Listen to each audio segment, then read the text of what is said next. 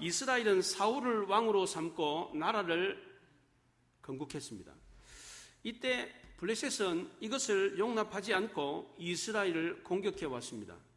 그 당시 이스라엘은 블레셋의 식민지 통치나 다름없는 압제를 당하고 있었습니다.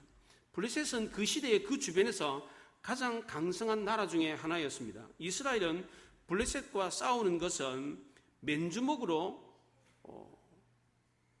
탱크와 싸우는 것과 같았습니다. 실제로 이 블레셋에는 전차라는 것이 있었습니다. 전차는 지금으로 말하면 탱크와 같은 것입니다. 그 당시 이스라엘에는 제대로 된 무기가 없었습니다. 사울왕과 그의 아들 요나단만 철칼을 가지고 있었고 나머지 병사들은 청동기 무기를 가지고 있었습니다. 게다가 이번에 쳐들어온 블레셋은 거인 장수 골리앗을 대동했습니다. 이스라엘에는 이 골리앗과 맞서 싸울 만한 용사가 없었습니다. 객관적인 전략으로 봤을 때 한번 싸움 해볼 만한 그런 전쟁이 아니었습니다. 이때 다윗이라고 하는 어린 소년이 우연히 아버지 심부름으로 전쟁터에 갔다가 골리앗이 하나님의 군대를 모욕하는 얘기를 들었습니다. 다윗은 이 얘기를 듣고 참을 수가 없었습니다. 골리앗은 힘으로 싸우려고 했지만 다윗은 힘이 아니라 믿음으로 싸우려고 했습니다. 세상과 우리의 싸움도 역시 마찬가지입니다. 세상은 우리를 힘으로 제압하려고 합니다. 우리는 많은 것을 가진 부자들이나 많이 배운 고학력자들이나 권력을 가진 사람들 앞에 서면 기가 죽고 주눅이 듭니다. 제대로 한번 싸워볼 만한 대상이 아니다라는 생각이 듭니다. 도저히 경쟁 상대가 안 된다라는 생각을 가지고 아예 처음부터 도전도 할 생각을 하지를 못합니다. 이런 때 하나님의 사람인 우리는 어떻게 해야 합니까? 어떤 방법으로 이 문제를 해결해야 됩니까? 세상 사람들처럼 힘이 아니라 믿음으로 맞서 싸워야 합니다. 다윗은 골리앗에게 너는 칼과 창과 단창으로 내게 나오거니와 나는 만군의 하나님 여호와 이름으로 내게 나간다 이렇게 말을 했습니다. 다윗의 승리는 신앙의 승리였습니다. 다윗이 나가서 물맷돌을 던져가지고 골리앗을 죽일 수 있었던 것은 다윗의 지혜와 용맹이 아니라 하나님을 의지하는 믿음이었습니다. 그 당시 이스라엘은 사울을 왕으로 삼고 나라를 세워가지고 블레셋의 압제로부터 벗어나려고 했습니다. 이스라엘이 변화를 추구하고자 했을 때 극복해야 될 어려움들이 많았습니다. 과거 이스라엘 백성들이 애굽의 노예에서 해방될 때도 자유민이 되고자 했을 때도 마찬가지였습니다. 홍해를 건너야만 했습니다. 불타는 광야를 지나서 40년 동안 가나안을 향해서 행군해 가야만 했습니다. 믿음으로 범람하는 요단강도 건너야 했고 가나안 땅에 들어가서 맞서 싸워야 될 적들이 하나둘이 아니었습니다. 이번에도 마찬가지였습니다. 블레셋의 압제로부터 벗어나서 자유국가를 이루기 위해서는 시련을 견뎌야만 했습니다. 사람들은 본래 주어진 현실에 안주하려고 하는 성향들이 있습니다. 변화를 좋아하지 않고 익숙한 것을 좋아하는 친화성을 갖고 있습니다. 술에 약한 사람은 술을 끊고 난 뒤에도 다시 술독에 빠지는 경우가 많습니다. 술을 전혀 마시지 않는 사람이 술을 마셔서 술독에 빠지는 것보다 본래 술을 마셨던 사람이 다시 술을 마셔가지고 술독에 빠지는 경우가 더 많습니다. 도박을 하는 경우도 마찬가지입니다. 전혀 도박을 하지 않는 사람이 도박 중독에 빠지기보다는 본래 도박을 했던 사람이 다시 도박을 해가지고 도박 중독에 빠지는 경우가 더 쉽습니다. 범죄하는 경우도 마찬가지입니다. 자기도 모르게 죄의 길로 가게 되는 자기 자신을 발견하게 됩니다. 왜냐하면 사람들은 죄에 대한 친화성이 있기 때문입니다. 한번 죄를 범하게 되면 다음에는 더 쉽게 죄를 범하게 됩니다. 한번 그 자리가 좋으면 계속 그 자리에 앉고 싶습니다. 우리 자리에 앉는 것도 똑같잖아요. 늘 앉는 자리에 앉아요. 예. 길도 그래요. 우리가 이 길짐성이 있고 날짐성이 있거든요. 사람은 길짐성이 비슷해요. 길을 갈 때도 늘 같은 길로 다녀요. 예. 그것처럼 한번 자리에 앉잖아요? 그러면 그 자리가 편하고 좋아집니다. 익숙해지면 그 자리를 벗어나고 싶지 않습니다. 결국 벗어나지 않고 그 죄의 자리에 앉게 되면 더 깊이 죄의 수렁에 빠져들게 됩니다. 이렇게 되면 도저히 자기 힘으로는 빠져나올 수 없게 됩니다. 이렇게 되면 마치 늪에 빠진 사람이 늪에서 빠져나오려고 자기 머리를 잡아 당기는 경우와 같은 것입니다. 늪에 빠졌는데 자기 머리 잡아 당긴다고 해서 나올 수 있습니까? 우리 모두는 죄의 늪에 빠져 있기 때문에 누군가의 도움이 필요한 것입니다. 지금까지 어느 누구도 자기 스스로의 힘으로 죄의 늪에서 벗어난 사람은 아무도 없었습니다. 하나님은 이런 우리를 건져내기 위해서 한 구원자를 보내주었습니다. 그가 바로 하나님의 아들 예수 그리스도였습니다. 예수 그리스도는 우리를 죄로부터 해방시키게 주기 위해서 이 땅에 오신 구원자였습니다. 예수님은 우리 죄를 대신해서 십자가에 못 박혀 죽으시고 부활하심으로 죄의 권세를 물리치고 우리를 죄로부터 해방시켜 주었습니다.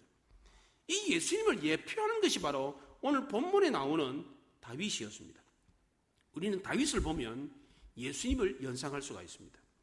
다윗이 이스라엘을 블레셋의 압제로부터 구원해낸 것은 예수님이 우리를 죄의 권세로부터 해방시켜 준 것을 연상케 합니다.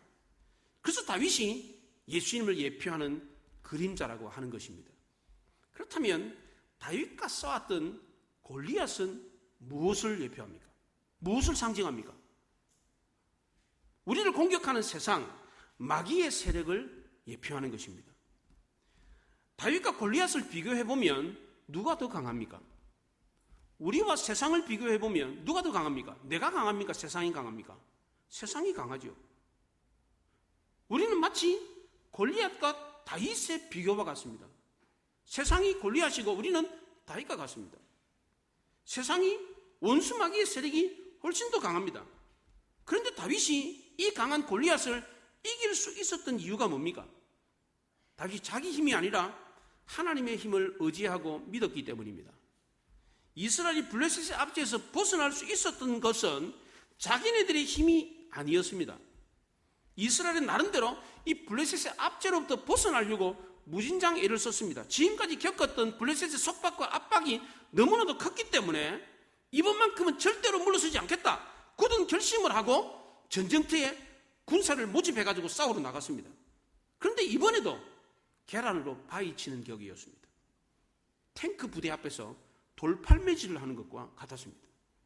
도저히 이길 수 없는 전쟁이었습니다. 블레셋은 골리앗을 앞세워서 이스라엘이 기를 팍 죽였습니다. 블레셋은 이 골리앗을 싸움 도두는 자로 세웠습니다. 골리앗은 이스라엘 군사들에게 너희들 중에 한 사람을 택해가지고 나와 싸우도록 해라. 너희들이 이기면 우리가 너희들의 종이 되고 내가 이기면 너희들이 우리의 종이 되리라. 1대1로 한번 맞짱 뜨자 이렇게 한 겁니다. 그런데 아무런 반응이 없으니까 이스라엘 군대를 모욕했습니다. 이스라엘 군대는 나와 싸울 만한 용사가 없느냐? 너희들은 다 비겁쟁이들이구나. 이렇게 조롱을 했습니다. 그렇다고 이스라엘의 왕인 사울이 나가서 싸울 수도 없었습니다. 이 당시에 사울의 나이가 거의 70에 가까웠습니다. 사울은 40세의 왕이 되었고 40년 동안 이스라엘을 통치했습니다. 사울이 죽기 전에 10여 년 동안 다윗을 죽이려고 추격을 했습니다. 이제 다윗이 등장하잖아요. 그러니까 사울이 왕이 되고 한 30년 지난 겁니다. 40세의 왕이 돼가지고 30년 됐으니까 사울 왕의 나이가 몇 살이라는 겁니까? 한 70 된 거예요. 예. 65세에서 한 70 정도 된 겁니다. 이런 나이에 무슨 골리앗과 나가서 싸우겠습니까? 과거의 사울은 하나님의 신에 감동되어져서 주변의 모든 적들과 싸워서 연전연승을 했습니다. 모압과 암몬과 에돔과 소바와 블레셋까지 다 무찔렀습니다. 근데 지금은 나이도 많고 하나님을 배반하고 회개하지 않아가지고 악신에 시달려가지고 왕으로서의 역할을 제대로 감당하지 못하고 있었습니다. 사울의 신복들 중에서 그러면 골리앗과 싸울 사람이 있었느냐? 없었습니다. 하도 싸우려고 하는 사람이 없으니까 사울이 골리앗과 싸워서 이기면 많은 재물을 주고 내 딸도 주고 세금도 면해주겠다 이렇게 말을 했습니다. 그런데도 아무도 싸우려고 나서는 사람이 없었습니다. 사울과 온 이스라엘은 이 골리앗을 보고 크게 두려워 떨었습니다. 그 이유는 골리앗이 엄청 큰 거인이었기 때문입니다. 이 골리앗을 가드 사람이라고 했습니다. 이 가드는 블레셋의 5 도시 중에 하나인데, 이 가드는 본래 거인 족속, 아낙 족속이 살고 있던 땅이었습니다. 아낙 족속, 거인이 사는 땅의 후손이었습니다. 키가 6규빗 한 뼘이라고 했습니다.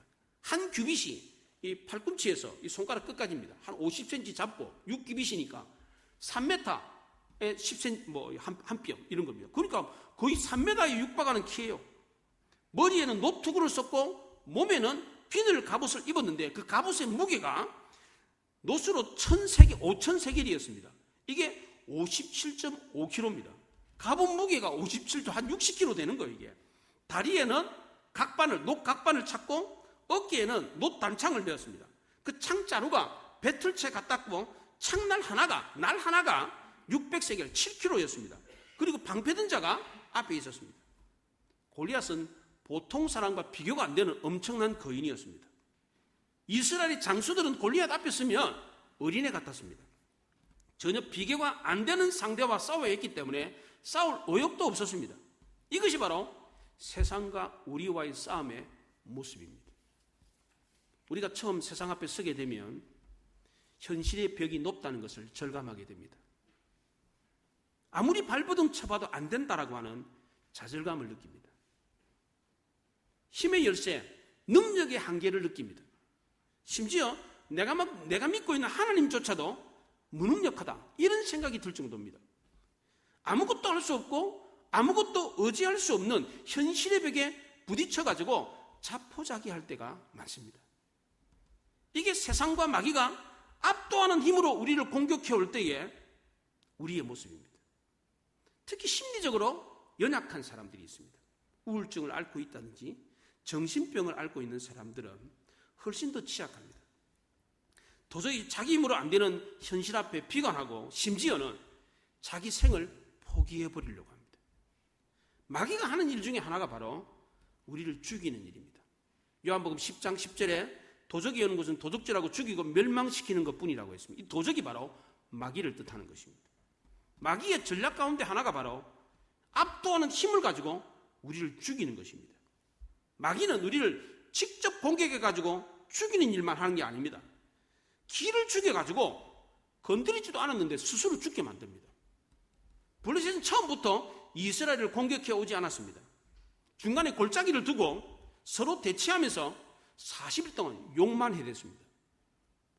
이렇게 블레셋의 한 전략이 뭡니까? 마귀가 우리를 넘어뜨리려고 하는 전략이 뭡니까? 첫째는 이스라엘이 스스로 힘의 열쇠, 자기 능력의 한계를 깨닫고 스스로 무너지고 항복하게 하는 것이었습니다. 이스라엘이 이렇게 하도록 하기 위해서 골리앗이라고 하는 거인 장수를 앞세웠습니다. 골리앗은 가장 강한 힘의 상징이었고 도저히 감당할 수 없는 적이었습니다. 블레셋은 힘의 우위가 있고 싸움은 반드시 이긴다는 확신이 있었습니다. 그런데도 불구하고 공격을 하지 않고 40일 동안 욕만 해대면서 이스라엘 백성들이 기를 죽였습니다. 존 버년의 천력정에 보면 기독교가 천국으로 향하는데 양쪽에서 사자들이 으르렁거리고 있었어요. 무서워가지고 그 길을 가지를 못했어요. 근데 가만 보니까 그 사자가 쇠사슬에 매여 있었어요, 양쪽에. 그래가지고 길 중간으로만 가면 그 길을 갈 수가 있는 거예요. 마치 그렇다는 겁니다. 세상이 우리를 위협하는 그 위협은 쇠사슬에 매여 있어요. 쇠사슬이 있는 사자처럼 우리가 바른 길로 가면 얼마든지 그 길을 통과할 수 있다는 겁니다. 골리앗은 우리의 길을 죽이기 위한 상징적인 대상이었습니다. 과거 이스라엘 백성들이 가나안 땅에 들어갔을 때 처음 만났던 여리고 성도 역시 마찬가지였습니다. 도저히 넘을 수 없는 성벽이었습니다. 성벽의 높이가 거의 9m, 10m에 가까웠어요. 양쪽으로 벽이 쌍벽으로 돼 있었어요. 쌍벽으로. 홍해도 마찬가지였습니다. 도저히 건널 수 없는 바다였습니다. 범람하는 요단강도 마찬가지였습니다. 도저히 건널 수 없는 강이었습니다. 그런데 어떻게 됐습니까? 홍해도 건넜고 요단강도 건넜습니다. 여리고 성벽도 무너뜨렸습니다. 이게 어떻게 가능한 겁니까? 이스라엘 백성들이 힘이 있어서 용기가 있어서 그런 겁니까? 그렇지 않습니다. 이들 모두의 공통점이 있습니다. 믿음으로 행했다는 겁니다. 홍해도 믿음으로 건넜고 범람하는 요단강도 믿음으로 건넜고 난공불락의 성 여리고성도 믿음으로 무너뜨렸습니다. 이번 경우도 마찬가지였습니다. 다윗이 골리앗을 어떻게 물리쳤습니까? 믿음으로 물리쳤습니다. 두 번째로 마귀의 상징인 이 블레셋 거인 장수 골리앗이 우리를 넘어뜨리려고 했던 전략은 참소하는 것이었습니다. 마귀 사탄이라는 이 헬라의 원어의 이 뜻이 바로 참소하는 자라는 뜻입니다. 골리앗이 그랬던 것처럼 골리앗도 역시 마찬가지로 참소를 했어요. 이 참소하다는 말은 남을 헐뜯기 위해서 없는 것도 있게 만드는 겁니다. 먼저 골리앗은 자신의 신장과 무장으로 이스라엘 백성들의 길을 팍 죽였습니다. 그리고 두 번째는 이스라엘 군대를 모욕했습니다. 너희들이 하나님의 백성이라며 그럼 하나님이 보호해 주겠지. 하나님이 보호해 준다고 그러는데 나와 싸우면 되잖아. 하나님을 믿는다면서 그럼 하나님 믿고 나와 싸워라. 근데 너희들이 하나님이 믿지 못하니까 나랑 싸우지 못하는 거 아니냐? 그러면서 조롱했습니다. 사탄은 없는 것을 마치 있는 것처럼 지어내기도 하고 아무것도 아는 일을 가지고 마치 대단히 심각한 문제인 것처럼 확대 과장하기도 합니다. 나는 그런 말을 한 적이 없는데 말을 싹 바꿔가지고 공격을 하기도 하고 아무것도 아는 일을 마치 대단한 일입니다. 대단히 심각한 문제를 저지른 것처럼 그렇게 말을 하기도 합니다. 마귀는 우리를 넘어뜨리려고 온갖 욕을 다 해야 됩니다. 이스라엘 백성들이 가나안 땅에 들어가서 첫 번째 전쟁을 했던 여리고성 전투에서도 역시 마찬가지였습니다. 이스라엘 백성들이 하루에 성을 한 바퀴, 제7일에 7바퀴, 13바퀴를 도는 가운데 이스라엘 백성들은 여리고 성민들이 퍼붓는 욕을 얻어먹어야 됐습니다. 이스라엘 백성이 여리고 성을 돌 때 하나님이 뭐라 그랬어요? 아무 말도 하지 못하게 했습니다. 그러니까 아무 말도 하지 못하고 욕만 진탕 얻어먹었습니다. 우리는 이런 경우를 만나면 어떻게 하고 싶습니까? 욕을 얻어먹었어. 그럼 어떻게 해야 돼요? 같이 욕하고 싶죠. 마귀는 우리에게 욕을 해가지고 우리도 같이 욕해서 분노해서 죄짓게 만듭니다. 이것이 바로 사탄의 전략입니다. 이스라엘 백성들이 여리고성을 돌 때에 하나님이 이스라엘 백성들에게 여호수아 6장 10절에서 너희는 외치지 말며 음성을 들리게 하지 말며 아무 말도 하지 말라 그랬어요. 이 뭔 말이에요? 다 똑같은 말이에요. 외치지 말라, 음성 내지 마라, 입에서 아무 말도 하지 마라, 똑같은 말이에요. 똑같은 말을 3번이나 했어요. 절대 말하지 마라. 말하지 말은 말은 뭐예요? 기도하라는 겁니다. 이스라엘 백성들이 블레셋을 물리칠 수 있었던 방법도 역시 마찬가지로 기도뿐이었습니다. 골리앗은 이스라엘 백성들이 도저히 감당할 수 없는, 이길 수 없는 적이었습니다. 우리가 같이 욕하고 분노하고 그러면 기도가 안 나와요. 분노하는 가운데 기도를 하면 하나님이 우리 기도를 듣지 않습니다. 이것이 바로 사탄의 전략이었습니다. 사탄은 우리를 도저히 감당할 수 없는 궁지에 몰아넣어서 우리 스스로 자포자기에서 무너지도록 만듭니다. 이런 궁지에서 벗어날 수 있는 방법은 하나님께 도움을 구하는 기도밖에 없습니다.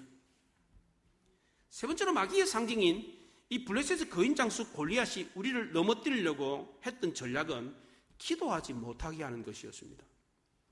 마귀는 골리앗을 통해서 이스라엘 백성들이 기도할 엄두조차도 내지 못하게 했습니다. 사람들은 감당이 안 되는 문제를 만나면 기도조차도 못합니다. 보통 성도들이 기도할 때에 이렇게 기도하면 되겠다, 이렇게 해결하면 되겠다, 그러면 기도를 합니다. 그런데 이건 도저히 가능성이 없다, 변화될 가능성이 없고 바꿔질 가능성도 없고 해결할 방법이 없다, 그런 생각이 들면 기도조차도 안 나옵니다. 이스라엘 백성들에게 골리앗은 한번 해볼 만한 상대가 아니었습니다. 도저히 감당이 안 되는 적이었습니다. 사람들은 절망할 수밖에 없는 상황을 만나게 되면 화가 치밀어 올라가지고 기도를 해도 기도가 나오는 게 아니고 원망이 쏟아져 나옵니다. 냉철한 이성과 합리적인 생각으로 차분하게 기도를 해야 되는데 그런 기도가 안 나와요. 아수르 왕 사네립이 18만 5천 명의 대군을 거느리고 남유다를 공격했을 때 히스기야 왕도 역시 마찬가지였습니다. 이때 아수르는 힘의 우위를 가지고 있었음에도 불구하고 유다 나라를 공격을 안 했어요. 욕 잘하는 랍사게를 시켜가지고 욕을 해댔습니다. 욕을. 랍사게는 도저히 입에 담을 수 없는 저주스러운 말로 유다 나라 백성들을 막 모독을 했습니다. 조롱을 했습니다. 이때 유다 왕 히스기야가 어떻게 했습니까? 유다 백성들에게 잠잠하라. 한 말도 대답하지 마라. 이렇게 말했어요. 두 번이나 강조해서 잠잠해라. 한 말도 말하지 마라. 똑같은 말이에요. 말하지 말라는 겁니다. 대꾸도 하지 말라는 거예요. 히스기야 왕 자신도 그랬습니다. 이 랍사게의 이 저주의 말에 대해서 대꾸를 하지 않았습니다. 같이 욕하고 분노하지 않았습니다. 만약 히스기야가 랍사게처럼 욕을 해댔더라면 어떻게 됐겠습니까? 그 전쟁에도 지고 말았을 겁니다. 히스기야는 그렇게 하지 않았습니다. 선지자 이사야가 시키는 대로 성전에 올라가서 차분한 마음으로 하나님께 기도를 드렸습니다. 답답하고 억울한 마음을 사람에게 쏟아붓지 않고 하나님께 쏟아부었습니다. 기도하면서 원수 갚는 것을 하나님께 맡겼습니다. 그랬더니 그날 밤에 여호와의 사자가 나타나서 18만 5천 명을 쳤더니 다음날 아침에 모두 다 송장이 돼버렸습니다. 사탄 마귀가 우리를 엄청난 욕을 하게 하는, 우리의 엄청난 욕을 할 때에 우리는 기도조차도 못합니다. 그게 사탄의 작전이. 마귀의 이런 전략에 넘어가지 않는 사람이 별로 없습니다. 랍사게가 욕을 했을 때 남쪽 유다 백성들이 어떻게 했습니까? 다 욕을 하려고 그랬어요. 여리고 성벽을 돌았던 13바퀴를 돌았던 이스라엘 백성들도 욕을 얻어먹고 욕을 하고 싶었어요. 얼마나 열받겠어. 13바퀴 도는 동안에 아무 말도 안 하고 하고 도는데 막 욕을 해대니까 얼마나 열받겠어. 욕을 하고 싶지. 우리도 마찬가지입니다. 욕을 얻어먹으며 욕하고 싶습니다. 그런데 상대방이 욕할 때 더더욱 못 참는 사람이 있어요. 이 욕을 못 참는 사람이 있어요. 더더욱. 자존감이 낮고 자존심이 강한 사람은 더더욱 상대방의 욕을 못 참습니다. 자존심이 강하더라도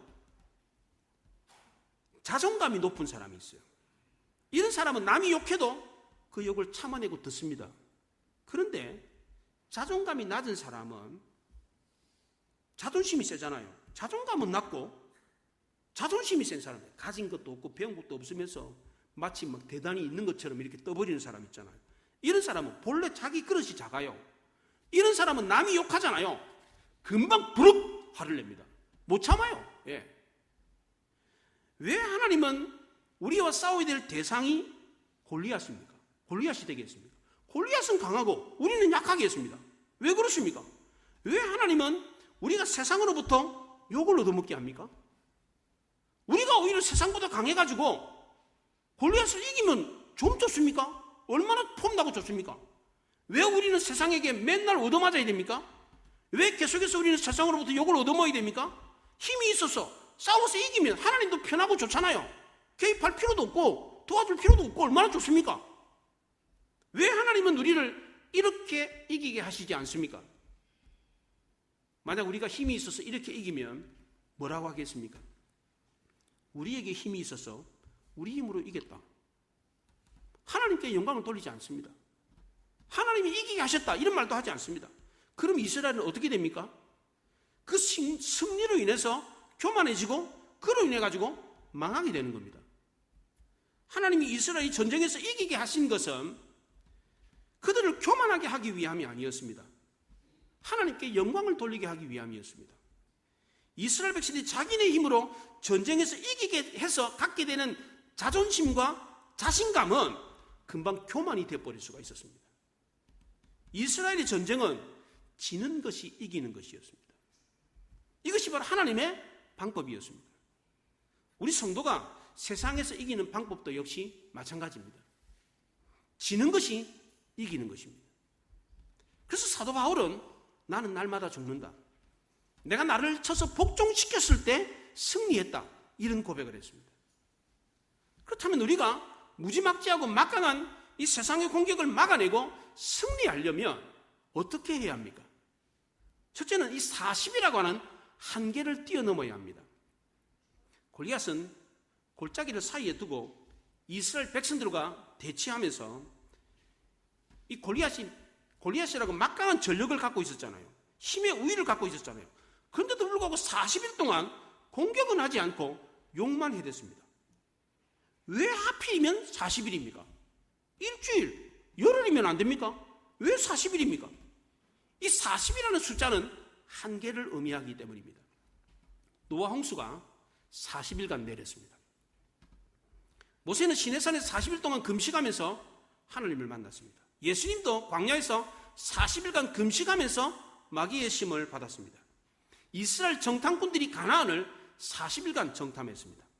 성경에 태영을 때릴 때 40까지만 때리도록 했어요. 때리는 매도 40까지만 딱 때리도록 했어요. 요나가 니느웨 성에 가가지고 40일이 지나면 이 성 무너진다. 하나님은 40일간 참는다. 40일 되기 전에 너희들 회개하라. 그럼 40일이 지나면 이 성이 무너진다. 이렇게 말했어요. 블레셋이 골리앗을 통해 가지고 이스라엘을 모독했던 것도 40일이었습니다. 이 40은 견딜 수 없는 최고의 한계를 뜻하는 것이었습니다. 이스라엘 백성들이 이 한계점에 도달했을 때 어떻게 됐습니까? 흩어지기 시작했습니다. 24절에 보면 이스라엘 모든 사람이 그 사람을 보고 심히 두려워하여 그 앞에서 도망하였다라고 했습니다. 이스라엘 백성들은 한계점에 도달했을 때 도저히 견딜 수가 없었습니다. 이 싸움은 이길 가능성이 없다. 다 도망가기 시작했습니다. 이스라엘과 블레셋은 40일간의 소강 상태에 있다가 드디어 이제 본격적으로 전쟁을 하기로 했습니다. 그런데 모든 이스라엘 백성들이 심히 두려워 떨어서 도망가기 시작했습니다. 이때 이스라엘 사람들 중에 이런 말을 했어요. 골리앗을 죽이면 왕이 많은 재물을 주고 딸도 주고 세금도 감면해 준다. 이런 말을 했어요. 이때 다윗이 이 말을 듣고 여호와의 군대를 모욕하는 자, 저 할례 없는 자를 죽이는데 무슨 보상이 필요하냐? 무슨 그런 보상이 있다고 해서 저 골리앗을 죽이고 보상이 없으면 저런 골리앗을 안 죽이냐? 보상이 없더라도 저런 놈은 마땅히 죽여야지. 이렇게 말을 했어요. 다윗은 하나님을 사랑하고 전적으로 하나님을 믿었기 때문에 이 말을 할 수 있었습니다. 다윗은 하나님에 대한 사랑과 믿음으로 이 40이라고 하는 한계를 뛰어넘었습니다. 사도 바울은 하나님을 사랑하는 자, 곧 그 뜻대로 부르심을 입은 자들에게는 모든 것이 합력하여 선을 이룬다고 했습니다. 내게 능력 주시는 자에게서 내가 모든 것을 할 수 있다고 했습니다. 하나님을 사랑하고 하나님이 능력 주시는 자인 것을 믿는 사람은 모든 것을 합력해서 선을 이루고 모든 것을 할 수가 있습니다. 둘째로 세상과 마귀의 공격을 막아내고 승리하려면 하나님이 도우시는 섭리가 있다는 사실을 믿어야 합니다. 다윗은 나이 많은 아버지 이새의 8번째 막내 아들이었습니다. 아버지의 양을 치는 목동에 불과했습니다. 아버지가 다윗에게 전쟁터에 형들에게 도시락 갖다 주라고 보내면서 갔다 왔다는 증표를 갖고 오라고 그랬어요. 다윗이 전쟁터가 무서워가지고 안 갔으면서 갔다 왔다고 거짓말할까봐 아버지가 증표를 갖고 오라고 그랬어요. 다윗은 아버지에게도 믿음직한 아들이 아니었습니다. 그 당시의 군대는 이스라엘 백성들이 출시하는 엘리트 코스였습니다. 그래서 아버지 이새는 아들들 중에 첫째, 둘째, 셋째만 전쟁터에 보냈습니다. 이 세 아들은 선지자 사무엘이 딱 보고 그 키와 용모를 보고 막 반했어요. 첫눈에 반할 정도로 준수했습니다. 그런데 다윗은 어떻습니까?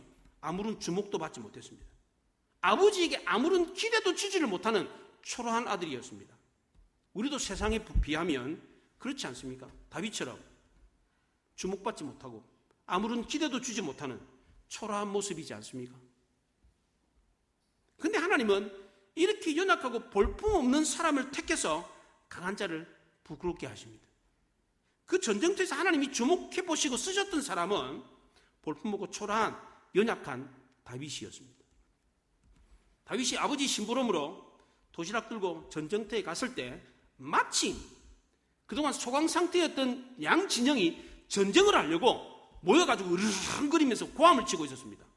20절에 보면 다윗이 아침에 일찍 일어나서 양을 지키는 자에게 맡기고 이새가 명령한 대로 가지고 가서 진영에 이른 즉 마침 군대가 전장에 나와서 싸우려고 고함치며 그랬습니다. 23절에서도 그들과 함께 말할 때에 마침 블레셋 사람의 싸움 도두는 가드 사람 골리앗이라 하는 자가 그 전열에서 나와서 전과 같이 말을 하며 다윗이 들으니라 그랬어요. 다윗이 갔을 때 마침 이스라엘과 블레셋이 전쟁을 하려고 모였습니다. 그리고 그때 마침 골리앗이 나와가지고 이스라엘 군대를 모욕하는 말을 했습니다. 성경 저자는 이 마침이라고 하는 이 단어를 통해서 하나님이 하셨다라는 것을 강조했습니다. 다윗은 하나님이 이 전쟁에 개입하고 있다는 사실을 믿었습니다. 다윗이 사울왕 앞에서 내가 전장에 나가서 골리앗과 싸울 수 있습니다 라고 하는 말을 할 때도 역시 마찬가지였습니다. 37절에 보면 여호와께서 나를 사자의 발톱과 곰의 발톱에서 건져내셨은즉 나를 이 블레셋 사람의 손에서도 건져내시리라 그랬어요. 내가 전에 곰이나 사자와 싸울 때도 하나님이 건져주셨던 것처럼 이번에 골리앗과 싸울 때도 하나님이 건져줄 겁니다. 그러니까 내가 싸울 수 있습니다. 이렇게 말을 했습니다. 우리도 다윗처럼 하나님이 우리를 도우신다는 섭리가 있다는 사실을 믿으면 어떤 마귀의 공격도 싸워서 이길 수가 있습니다. 마지막 세 번째로 세상과 마귀의 공격을 막아내고 승리하려면 더 하나님을 믿고 의지해야만 합니다. 우리는 자신의 연약함을 알고 겸손해야 하나님을 믿고 의지할 수 있습니다. 자신의 연약함을 알아야 하나님께 도움을 구합니다. 예수님도 그랬고 사도 바울도 그랬고 모세도 그랬고 야곱도 그랬고 요셉도 그랬고 오늘 본문에 나오는 다윗도 역시 마찬가지였습니다. 하나님이 자신의 연약함을 알고 겸손하게 낮아진 사람을 썼습니다. 낮아진 사람은 남들에게 업신여김을 당해도 아랑곳하지 않고 참아낼 수 있습니다. 교만한 사람은 못 참아요. 낮아진 사람은, 겸손한 사람을 욕 얻어먹어도 참습니다. 성경에 같이 분노하고 욕하고 대들었던 사람을 하나님이 쓰신 예가 있습니까? 요나를 한번 생각해 보십시오. 니느웨로 가라고 했을 때 요나가 하나님께 대들었습니다. 내가 왜 갑니까 거기? 이스라엘을 공격하는 그 니느웨에 내가 왜 갑니까? 그리고 반항하고 다시스로 도망을 가버렸어요. 쓰임받지 못했죠. 근데 물고기 뱃속에 들어갔다가 나오고 난 뒤에 자기 기가 꺾였을 때, 겸손해졌을 때 요나가 쓰임을 받았습니다.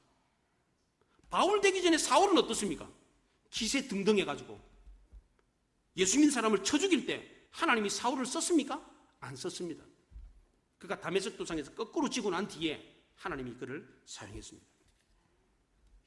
하나님은 우리를 쓰실 때 겸손하실 때까지 기다리십니다. 하나님 블레셋 골리앗을 통해 가지고 40일 동안 이스라엘 백성들이 모욕을 당하게 하신 이유가 뭡니까? 낮아지도록 하기 위함이었습니다. 단지 하나님이 이스라엘 백성들을 골탕 먹이기 위해서 그렇게 한 게 아닙니다. 심한 좌절감과 두려움을 주기 위해서 그렇게 한 게 아닙니다.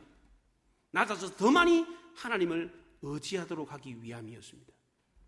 사울왕은 이스라엘 백성들이 블레셋과의 전쟁에서 이기면 해방되고 나라가 강력하게 될 거다 이렇게 생각을 했습니다. 이스라엘이 정치적으로 군사적으로 블레셋의 속박에서 벗어나면 강한 나라가 될 수 있다 이렇게 생각했어요. 이스라엘이 강력한 나라가 되는 길은 하나님을 더 많이 의지하는 길밖에 없었습니다. 하나님을 의지하는 방법은 낮아지는 길밖에 없었습니다. 이스라엘은 겸손해지지 않고서는 도저히 하나님을 의지하려고 하지 않았습니다. 그래서 하나님은 무려 40일 동안이나 이스라엘 백성들이 블레셋 사람들이 욕을 얻어먹게 했던 것입니다. 이스라엘 나라는 스스로 나라를 지킬 수 있는 힘을 길렀다고 해서 강성한 나라가 되는 게 아니었습니다. 만약 이스라엘이 그렇게 해서 강성한 나라가 됐다면 또다시 하나님을 떠나고 말았을 겁니다. 하나님 없어도 되는데 뭐. 이제 우리 힘으로 자주국방할 수 있고 우리 힘으로 나라를 지킬 수 있는데 하나님 뭐 하려고 믿어? 하나님 뭐 하려고 의지해? 하나님을 떠나버릴 겁니다. 이스라엘이 강력한 나라가 되는 방법은 자기네들 스스로 약한 자인 것을 알고 겸손해지는 것이었습니다. 겸손해야 하나님을 의지하게 되고 하나님을 의지해야 더 강한 나라가 될 수 있었습니다. 우리도 마찬가지입니다. 더 겸손해지고 더 많이 하나님을 의지하고 기도하며 더 강한 하나님의 사람이 될 수 있습니다. 왜냐하면 우리의 힘이 곧 하나님의 힘이 되기 때문입니다. 하나님의 힘을 내 힘으로 삼는 사람은 세상이 감당하지 못합니다. 원수 마귀도 어떻게 함부로 대할 수가 없습니다. 우리 모두 믿음으로 40이라는 한계를 뛰어넘고 지금도 하나님이 우리를 돕고 계시다는 이 섭리가 있다는 사실을 알고 더 겸손하게 더 간절히 하나님께 기도함으로 하나님의 힘을 내 힘으로 만들므로 어떤 세상과 마귀의 공격도 싸워서 이기고 승리하는 우리 모두가 될 수 있기를 바랍니다. 기도하겠습니다. 말씀을 생각하며 기도합니다.